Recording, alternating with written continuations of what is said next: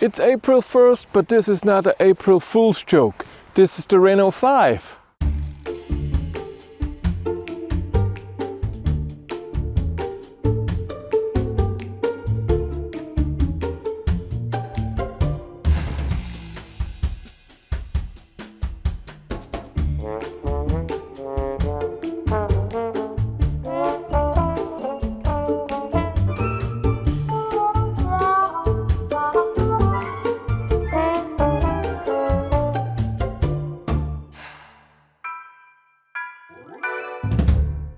If your company has electric cars as company cars, of course you want your employee to charge at home. It's cheaper for you and it's easier for the employee. Tronity has a software solution for you to know how much you have to pay your employee for charging at home. With the Fleet Manager you manage your employees and your cars. Tronity connects to the cars and knows exactly when the car is charging at home and how much. And then you get an easy monthly bill for your employee. If you want to know more, there's a link in the description below.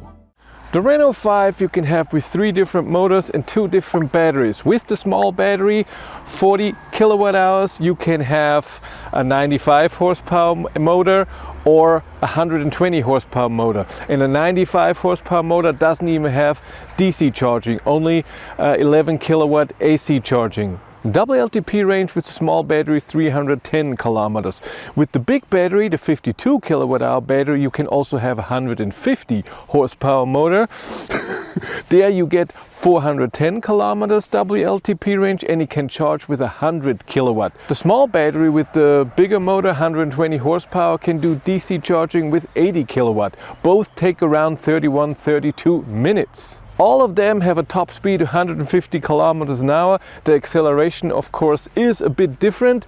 The smallest motor, 12 seconds here to 100 kilometers an hour.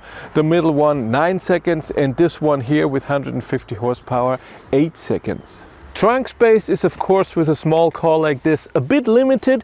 It's pretty deep, which is nice. Of course you can put the seats here forward and can take this out so you have a bit more space. But for example, the charging cables are here in the trunk because the second floor here, there's a subwoofer in there, there's no space at all.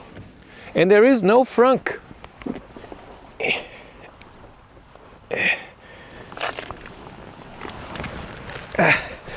All right. Oh, good.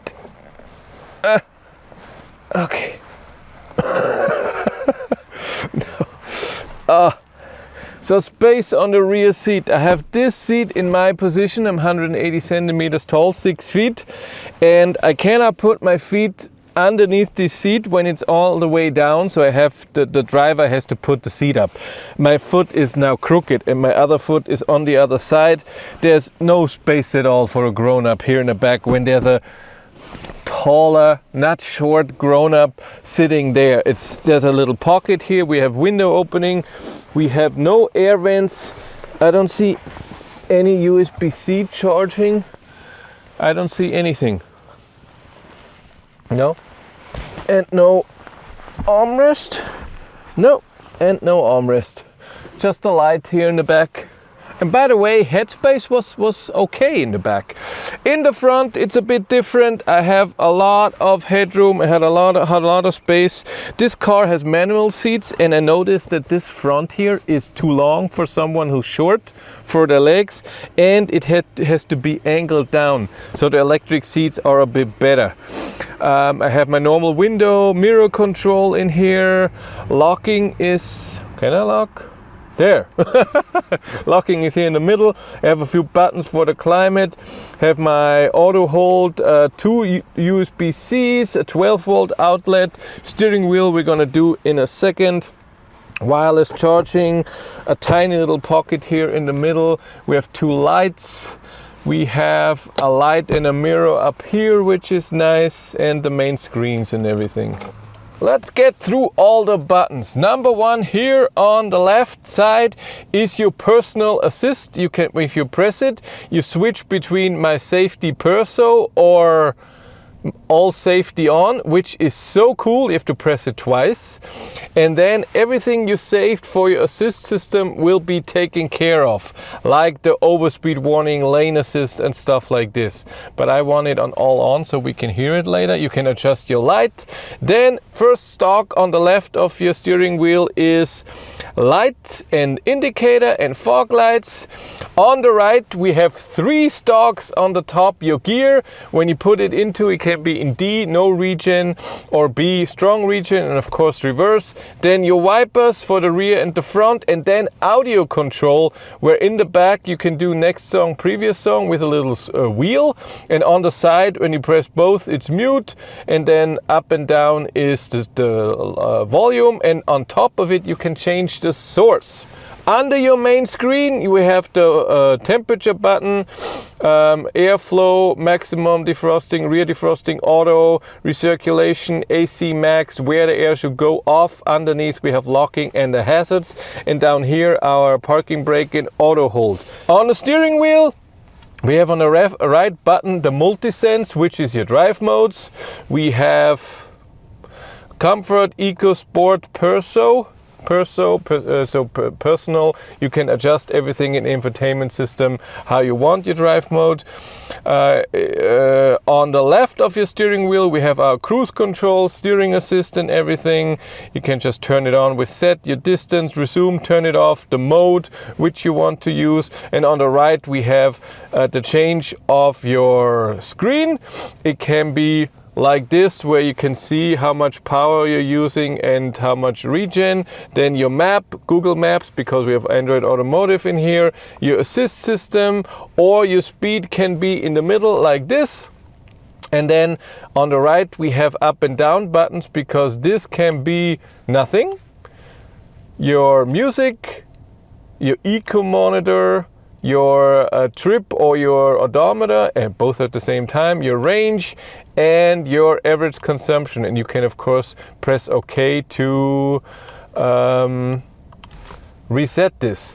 Infotainment system, on the left we have our main pages, home, music, our Android Auto or phone, then all your apps and your vehicle. In vehicle you can adjust everything like speed limit, charging limit and everything. Preheating of the battery is done automatically. You cannot do it yourself. We have down here a few things you can turn off easily, shortcuts. And then underneath here we have our climate, temperature, airflow, AC, seat heating, steering wheel heater, and where the air is going right now. Then we have Google Maps, your music and the date, but you can change this, but only a few things can be shown here, not 100 things. And the big thing, oh, you can't even change that. Can I not change this? No, I can't. And we also don't have a second page or anything. That's what it is. Is that true? Yeah, it is true.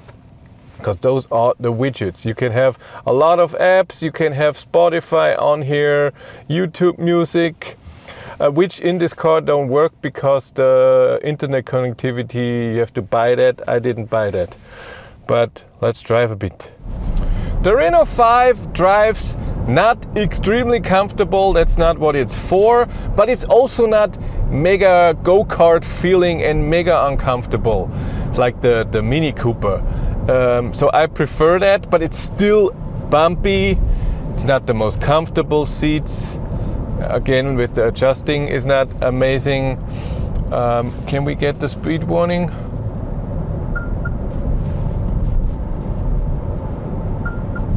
That's pretty okay. The regenerative braking is okay. It's not the strongest, but it's a good amount. That's fine. The indicator loudness, by the way, you can adjust in 3 steps. Cruise control, it's now activated. I have distance. I can adjust the speed by 1 kilometer an hour, or when I press long, it's 10 kilometers an hour.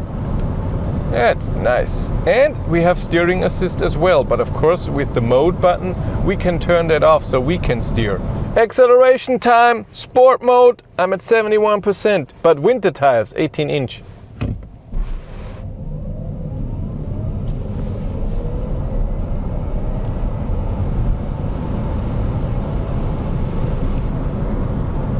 We got 8.45 seconds on winter tires.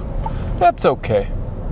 And if you want to know what's happening behind the scenes, I started vlogging on my third channel, Behind the Battery. So everything that happens around the car, or if I get new info about something, really awesome. Subscribe and watch. And by the way, you can change the pedestrian warning sound as well. There are 3 sounds. I like the neutral one. It's quieter. 130, and for the car, for the size, the price, it's really nice and quiet. And on the highway, of course, because the road is a bit better, it's also a bit more comfortable, but still bumpy.